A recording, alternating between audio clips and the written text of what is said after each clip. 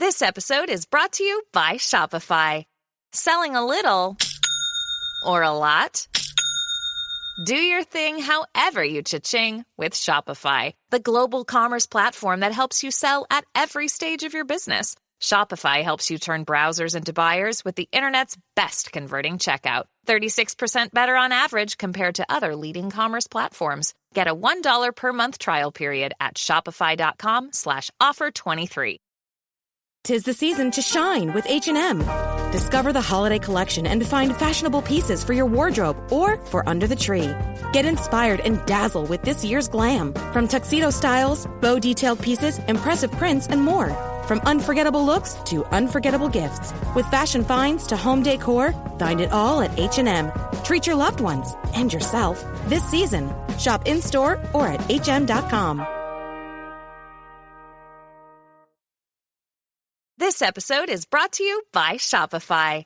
Selling a little or a lot? Do your thing however you cha-ching with Shopify, the global commerce platform that helps you sell at every stage of your business. Shopify helps you turn browsers into buyers with the internet's best converting checkout. 36% better on average compared to other leading commerce platforms. Get a $1 per month trial period at shopify.com/offer23. 'Tis the season to shine with H&M. Discover the holiday collection and find fashionable pieces for your wardrobe or for under the tree.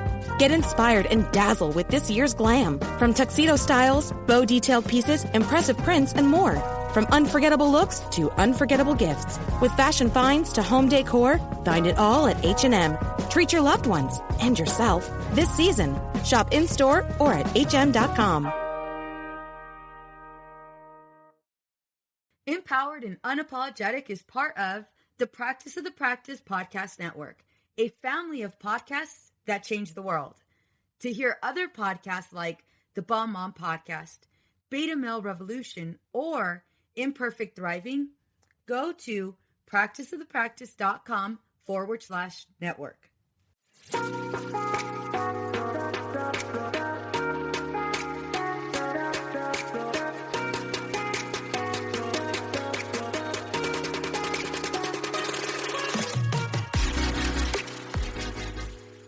I get it. Being a mom is hard, especially when you are feeling stressed and disconnected. We exhaust ourselves trying to create the perfect life for our family. You deserve to enjoy your family without the stress perfectionism brings. On this podcast, I teach you how to identify who you are outside of all of the roles you play. If you are ready to be challenged, then girl, pull up a chair, grab a pen and paper because it's about to go down. Hey, I'm Veronica, a licensed marriage and family therapist on a mission to create a community of badass women who want to learn how to become empowered and unapologetic. Welcome to our girl gang. First year of marriage went something like this. You stay in your lane and I'm going to stay in mine. It was a complete game. He and I were constantly trying to go ahead and win this battle and win this role of being the alpha. And I remember we did this for quite some time. So much so that our arguments would look something like this. If you don't like it, leave.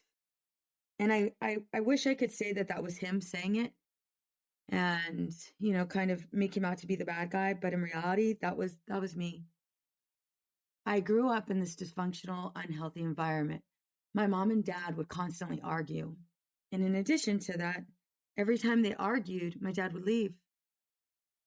And most of the time, when my dad would leave, he would also step out on his marriage.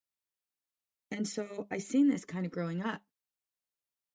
And I would see their dynamics and I would see how they interacted with one another.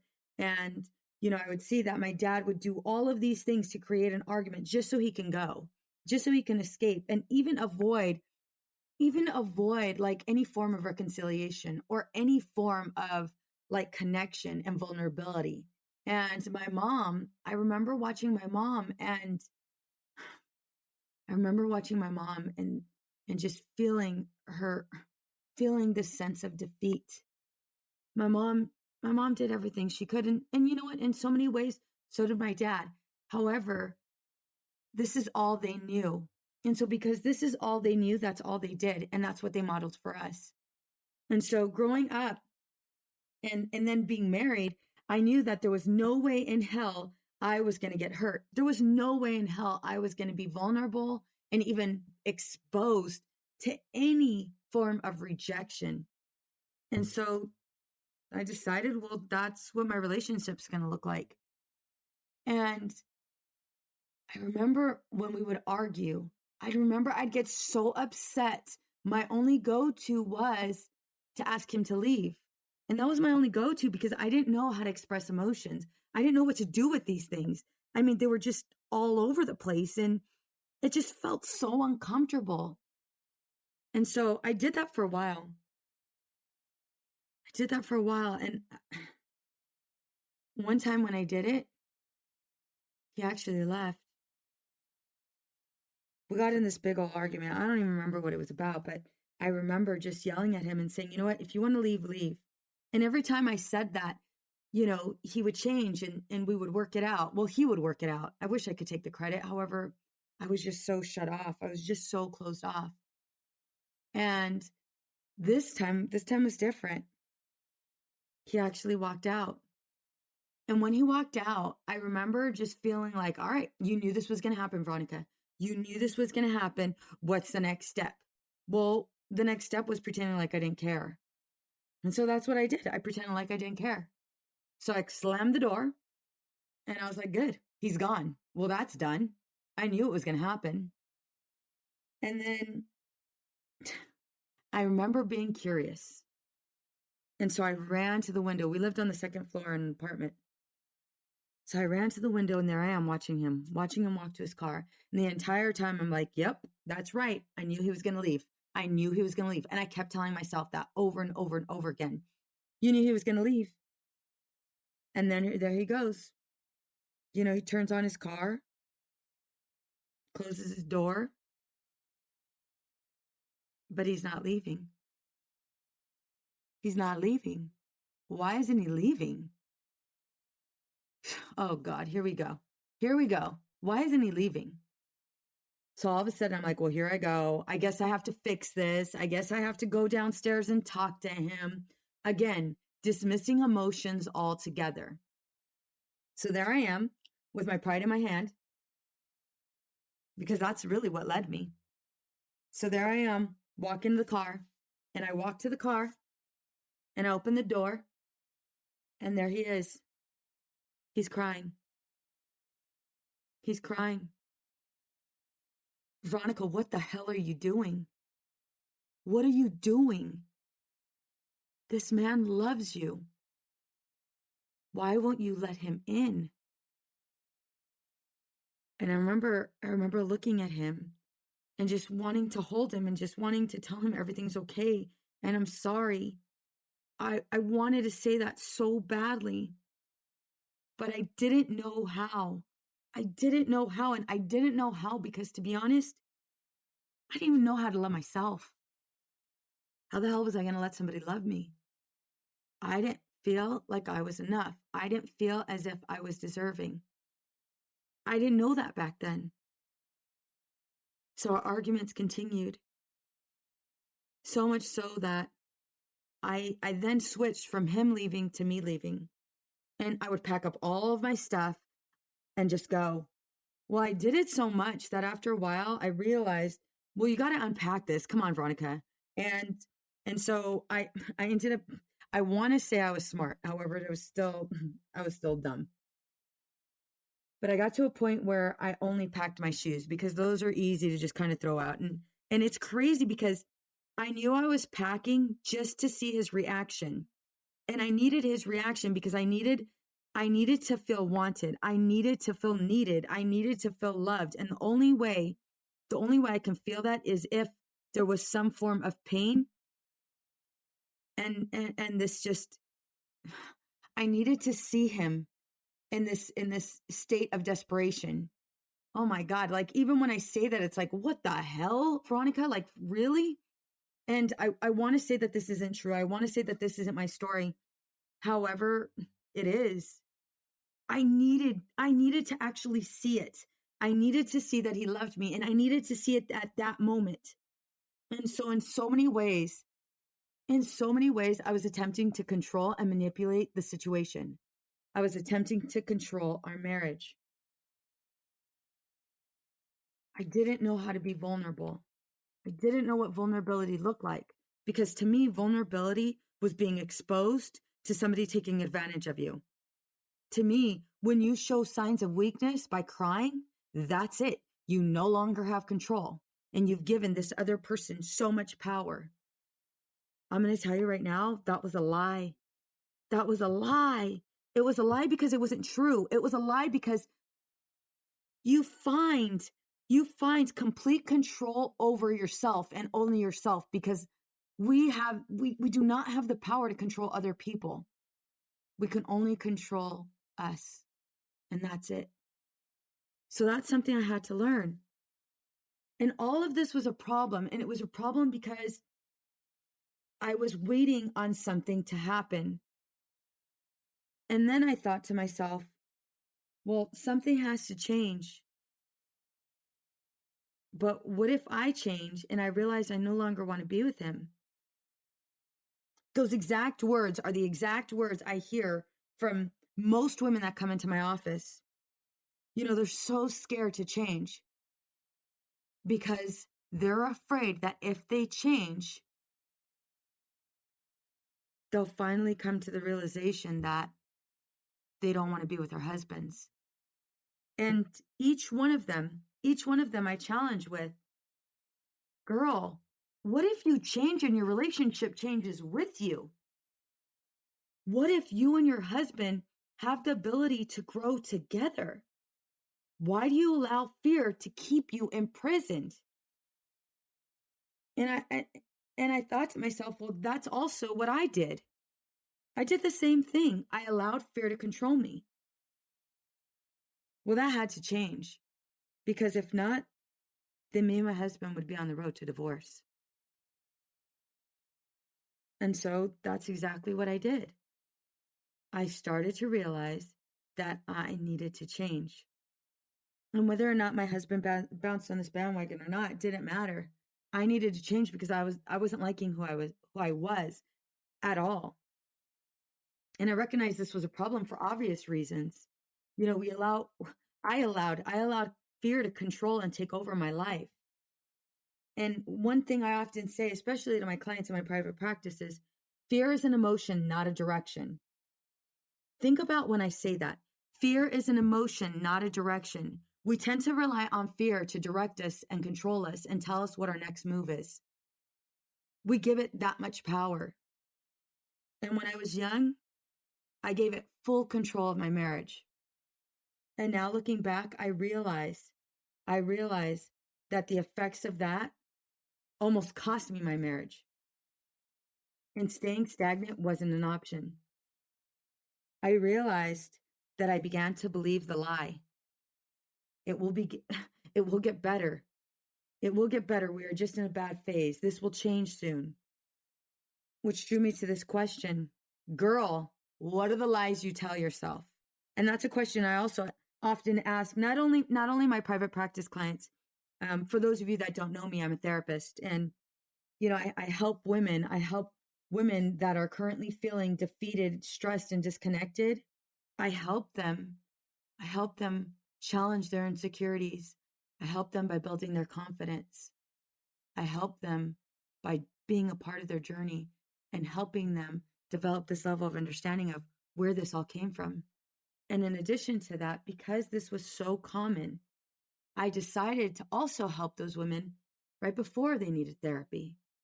And from that, Empowered and Apologetic was brought to life. And so right now, ladies, I want you to ask yourself, what are the lies you tell yourself? It's going to get better. He's eventually going to change. I'm eventually going to change. I'm happy. Next, I'm going to ask you to pay attention to how this is impacting your relationship. For me, kicking my husband out, running away, doing all of these things, I was only hurting the relationship. And I was playing a game.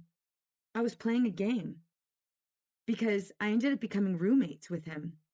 And he had his wall up, I had my wall up, and we completely avoided each other. We both shut down. And we didn't know how to express ourselves. We didn't know how to communicate. And we for damn sure didn't know how to be vulnerable with one another. So that's what we did. We just went about our day pretending like everything was going to be fine, pretending as if those words that we had said the night before didn't mean anything. And so, ladies, right now, I want you to think about your relationship. I want you to think about your marriage. Are you married to a roommate? Do you feel as if you are both connected? And what a relationship looks like, what a healthy relationship looks like is you can both be independent and you could be interdependent. And what I mean by that is you can both stand alone. What I often see in the couples that I work with, and even in my group, in my coaching group, what I often see is most couples tend to be so codependent, attempting to meet each other's needs. And each time they fall short. And when they fall short, they're left with this exact statement: whatever I do, it's not good enough for you. Whatever I do, it's never good enough. And in so many ways, the person is right. Here's why. We cannot rely on other people to meet our needs. I've been married for 20 years, and I'm going to tell you right now, not only can he not read my mind, he also will never be able to meet my needs. You want to know why? Here's the secret. I have to meet my own needs first. I have to identify what they are, and I have to be willing to work on them. In addition to that, my husband doesn't know how to fix it because he can't. And even if he attempted to fix it, it wouldn't work. Because in reality, all what we both want is we both want to be understood and loved, and we both want to be accepted. And most of the time that's not happening because neither of us want to be vulnerable. Neither of us want to be exposed. And that's exactly what we have to do. I've helped several couples understand the power of vulnerability and how beneficial it is to their marriage. So I'm going to teach you. I'm going to teach you right now how to save your marriage and how to go from roommates to a married couple. An emotionally connected married couple. Here are some steps mixed with some personal steps I had to take to change. So if you don't have pen and paper, I highly recommend you get one. So here we go. Step number 1, accept him for who he is and who he is not. Girl, let me ask you a question. Did you fall in love with the fantasy? Did you purposely ignore all of those red flags? And then I want you to take it even further. Think about this. Are you trying to change him? Are you trying to change him into who you believe he needs to be versus who he really is? So my friend and I, we had met up for lunch and we were just catching up, and we had this conversation around parenting. And I'm listening to her and she's telling me how she's always wanted her husband to take her daughter out on a date. And she's always wanted this because her father never did it for her. And so I'm listening to her and we're having this conversation and she's telling me everything she did to make this happen. And the entire time, she's also telling me everything they did, everything he did so it wouldn't happen. And I'm listening to her and I'm hearing her as she's telling me how she set this up, how she set it up. But yet she's giving him all of the credit. She's giving this man all of the credit and he didn't want to go on the date. And so, her and I are really, really good friends. And I asked her, do you see anything wrong with this? And she's like, well, yeah, I do. I see that I set up the date. I see that I even made the reservations. I see that in addition to all of it, while they were on a date, I was hoping and praying he wasn't getting me on his phone. And that's when the conversation got real. And I shared with her, I shared with her how I have done the same thing. I've done the exact same thing. I've attempted to force my husband to be exactly who I wanted him to be versus who he really was. And I felt guilty about that because in so many ways, I was denying him over and over his ability to just be him. And I was constantly trying to change him by manipulating and writing his scripts. Ladies, we do that. We write other people's scripts. We'll get into that in another conversation. And so through that conversation, I realized, well, why do we do this? Why do we refuse to accept our husbands for who they are and who they're not? And the reality is, it's that we're so afraid. We're so afraid to see who they are and not even know how to go ahead and adapt to it. And in addition to that, if I see him for who he is, am I going to want to stay with him? Because if he's this man that's just lazy and doesn't pick up after himself, and, he leaves all of his crap on the floor, and he doesn't care if the dishes are in the sink, and, he's not structured, he's not family oriented, he's not, this construction worker that can fix everything in the house, and he doesn't have this great body. Well, if he's not all of those things or some of those things, then I have to admit that I married the fantasy. I have to admit that I'm attempting to change him and attempting to go ahead and make him out to be something he's not. And I have to own that. And ladies, I'm going to tell you right now, one thing I've learned by accepting my husband for who he is and who he's not, I realize that all of that is a complete lie. All of that is all of these distorted thoughts I've built up in my head, and they're not even true. And to be honest, my husband wants healthy things for himself too, but I'm so busy trying to control things that I refuse to see it. And so this is where I ask you to let down your guard. Let down your guard and accept him. Step 2, identify your part in the dysfunction. Am I dependent on him to change me and meet all of my needs? What am I scared? What am I scared of? Why am I so dependent on him to identify me? Well, here's why.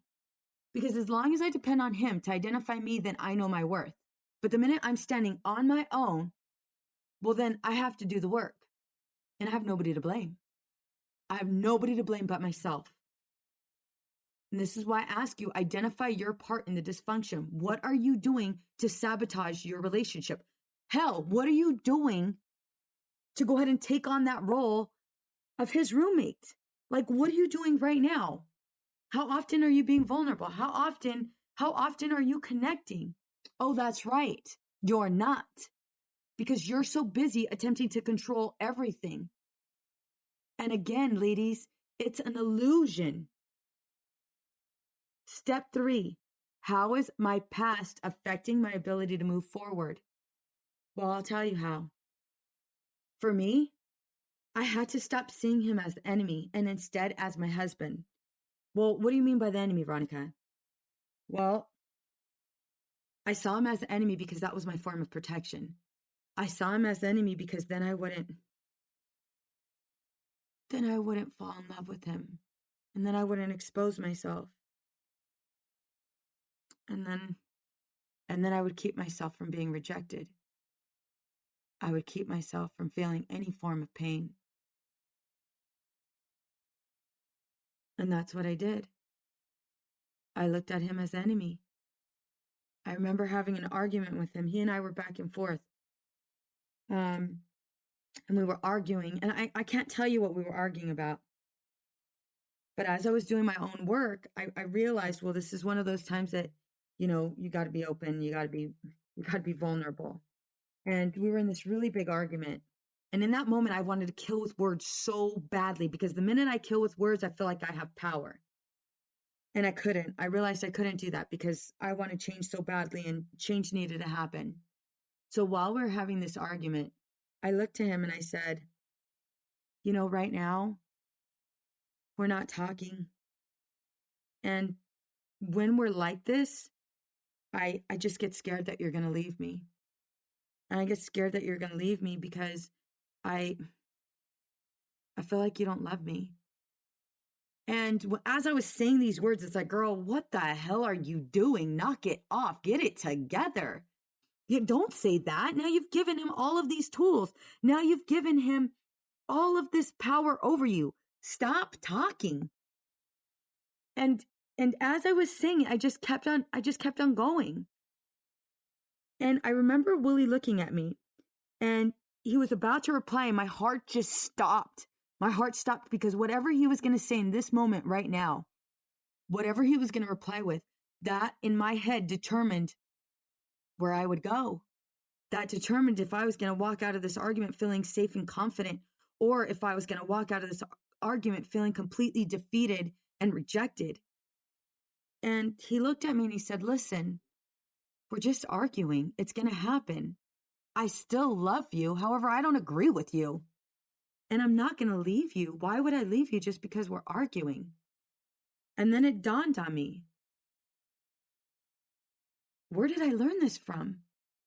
Well, every time my mom and dad argued, my dad would leave. And so that's how my past impacted my relationship. So I started to pay attention to all the ways he loved me, instead of paying attention to all the ways he could potentially hurt me. And I started leaning in, and I really started connecting. And in addition to that, I felt so loved. And it was just this amazing feeling, and it still is, because I'm going to tell you right now, we've been married for 20 years, and I lean in. I lean in, and in so many ways, by giving myself permission to lean in, I'm also giving him permission.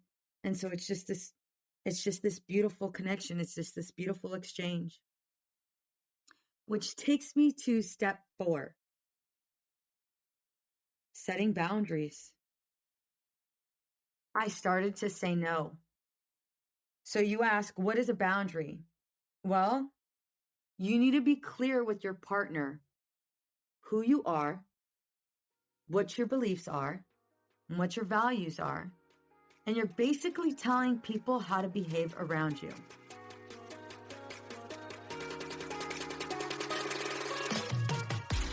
What's up, ladies? Just want to let you guys know that your ratings and reviews for this podcast are greatly appreciated. If you love this podcast, please go to iTunes right now and rate and review. Thank you, guys. Many women lose their own identity in the shadow of being a mom and a wife. We are a community of women who support each other. We leave perfectionism behind to become empowered and unapologetic. I know you're ready for the next steps. If you want to become empowered and unapologetic, get my free course, Unapologetically Me, over at empoweredandunapologetic.com/course.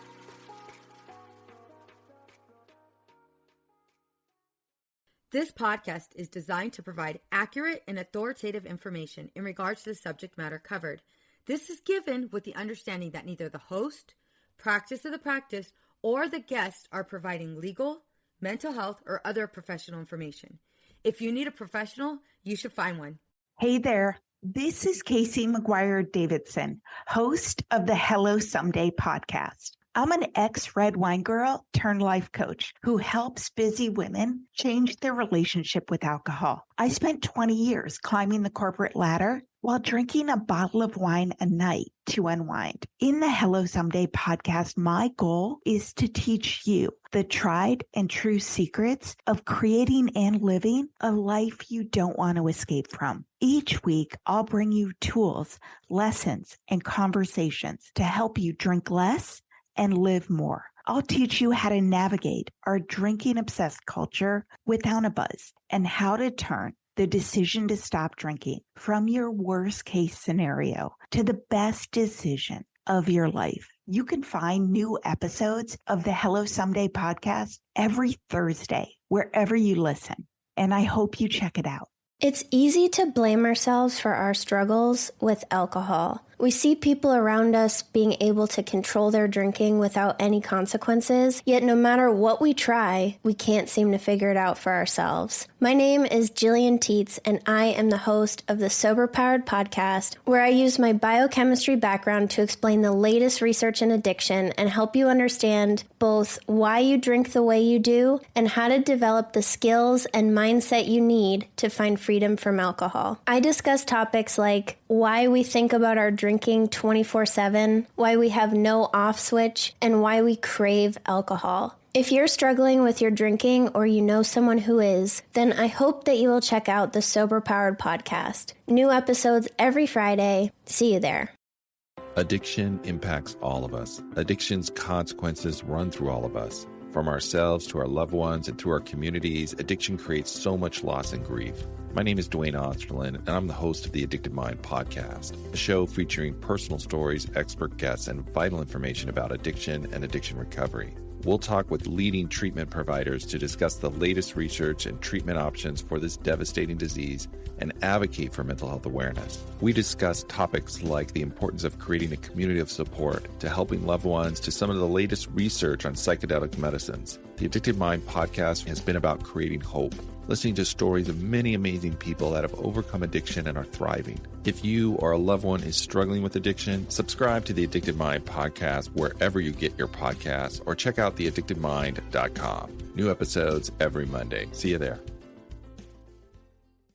It's easy to blame ourselves for our struggles with alcohol. We see people around us being able to control their drinking without any consequences, yet no matter what we try, we can't seem to figure it out for ourselves. My name is Jillian Teets, and I am the host of the Sober Powered podcast, where I use my biochemistry background to explain the latest research in addiction and help you understand both why you drink the way you do and how to develop the skills and mindset you need to find freedom from alcohol. I discuss topics like why we think about our drinking 24/7, why we have no off switch, and why we crave alcohol. If you're struggling with your drinking or you know someone who is, then I hope that you will check out the Sober Powered podcast. New episodes every Friday. See you there.